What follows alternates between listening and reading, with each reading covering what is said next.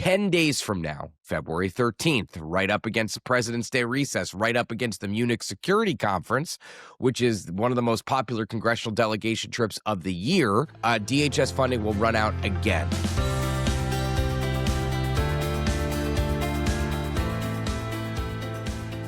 Good morning, I'm Jake Sherman, and welcome to the Daily Punch, brought to you by Punchbowl News. It is Tuesday, February 3rd, 2026. Let's get into the mix. Here are your Washington headlines of the day. Number one, the government shutdown should end today. What's next? Number two, the Clintons cut a deal with House Republicans to stave off a contempt vote. And number three, Virginia fighting muddies, redistricting. Let's get into it. Well, the shutdown we hardly knew ye, or something, I guess.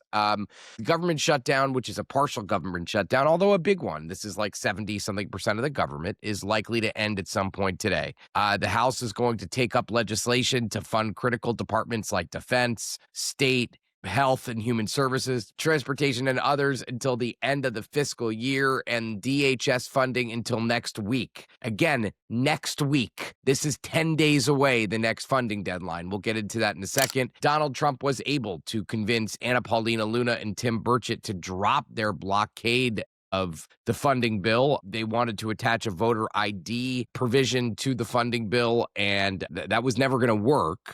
The White House realized that, and they cleared out that objection after a meeting at the White House. This should, and I'll stress, it should allow the chamber to adopt a rule and then get on to voting on the funding package. And once they get the rule, I really do think there's going to be a lot of Democrats who vote for this package. I don't know what a lot is. I don't know if it's dozens, or I think it's dozens. I don't know if it's 50 or 100. But Rosa DeLauro, the top Democrat on appropriations, said she's for it. Steny Hoyer, Jim Clyburn. There's a lot of people who want to fund the government now, give Congress a chance to negotiate over changes to DHS and ICE. And if they can't, then have another fight in 10 days. Again, 10 days. We'll talk about that in a second. This vote, I think the voting day, so to speak, is going to start late this morning, and I think it could be done by the middle of the afternoon. We'll have to see. I mean, these things are unpredictable, and it'll depend on attendance. There were a lot of people absent last night.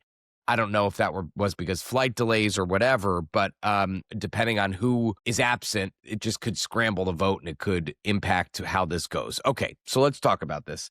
10 days from now, February 13th, right up against the President's Day recess, right up against the Munich Security Conference, which is one of the most popular congressional delegation trips of the year, DHS funding will run out again. The Department of Homeland Security got ICE got $75 billion in the reconciliation bill. They will be fine if there's another impasse over DHS. The obvious hurdle, as we've mentioned in the past, is that the two sides are nowhere near any agreement. If a deal were in hand today, it would probably still take until the 13th to clear it through the House and the Senate. But what we're seeing in the rhetoric tells us there's not going to be a deal, ever, at least in the next 10 days. Mike Johnson said yesterday that he wants ICE negotiations to include some things on sanctuary cities. Sanctuary cities negotiations on a DHS and ICE spending bill is not going to be welcome for Democrats. Ron Johnson of Wisconsin told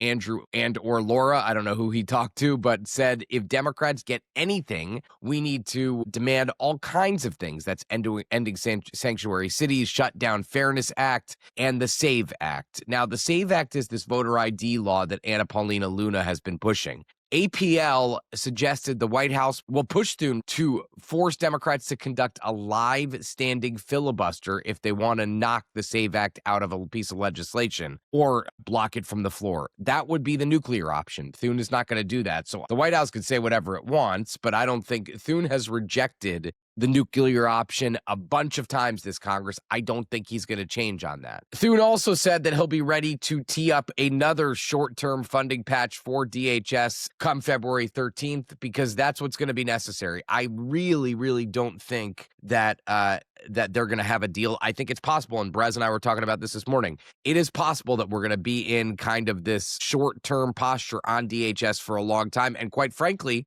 we could end up with a DHS CR going until the end of the fiscal year. That would not be unheard of at this point. And that's not a great thing for Democrats because CRs give the White House a lot of leeway, and that is the opposite of what Democrats are trying to achieve. Number 2 story of the morning, Bill and Hillary Clinton will be up on the Hill at some point soon to testify under oath about Jeffrey Epstein, a dramatic last-minute cave to avoid being held in contempt of Congress, criminal contempt of Congress. If they were held in criminal contempt, that would be if you think the Trump administration wouldn't try to prosecute Bill and Hillary Clinton, I don't know what to tell you. The Clintons have long resisting sitting for depositions as part of the Epstein investigation, claiming they had no knowledge of Epstein's crimes and accusing Oversight Committee Chair James Comer of unfairly targeting them for political reasons. The basic thing is this. If they had not cut a deal, dozens of Democrats would have voted to hold him in contempt. There are very few Democrats have loyalty at this point to Bill and Hillary Clinton.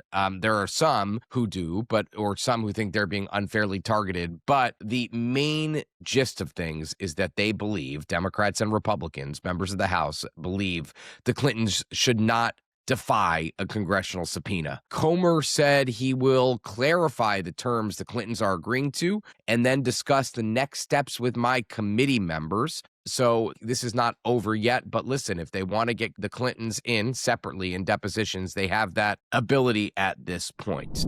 Number 3 story of the morning, Democrats are fighting in Virginia and it's hurting the chances for redistricting. This is Ali Mutnick. A disagreement between Democrats in the Virginia House and Virginia Senate has upended plans to redraw the state's congressional map. Democrats in both chambers want a 10-1, 10 Democrats, 1 Republican map, but they disagree about what the map looks like and blew past their self-imposed deadline of last week to release a proposal. Leaders from each chamber were supposed to resume negotiations Monday, but the meeting was canceled, according to sources close to the process. Some Democrats hope a new map could be agreed to this week. At the heart of the dispute, both sides feel that the other is advancing maps to elevate members of their own chamber. Leaders in the House of Delegates are in favor of using a map drawn by the National Democratic Redistricting Committee that targets Ben Cline, John McGuire, Jen Kiggins, and Rob Whitman. Some Senate Democrats believe that is a non-starter because it's being drawn to favor Dan Helmer, a state delegate who has twice run for Congress, who is close with House Speaker Don Scott. The state Senate's proposal creates a second seat in Loudoun County and another in Richmond. Opponents of the map claim that those seats are drawn to help Lamont Bagby and Russet Perry. Those are 2 state senators who may or may not want to come to Congress. And someone has to step in here. The governor, obviously, Abigail Spanberger, is new. But if there's a dispute between these 2 chambers, it's probably incumbent on the governor to solve them. And with that, leave us a rating and review. You could subscribe to Punchbowl News at punchbowl.news. Have a great day and stay safe.